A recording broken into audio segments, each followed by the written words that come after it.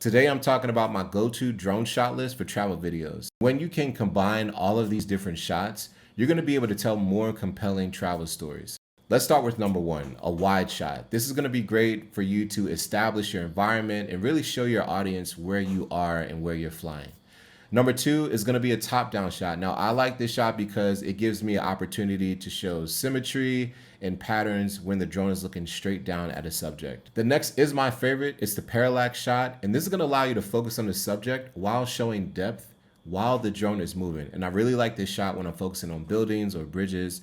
It's just a really cool shot to take. The next is a really unique shot that I've been shooting more in 2024. I call this the low altitude shot. So it's when you fly really low to the ground. I really love this shot because it's a great shot to show movement through an environment.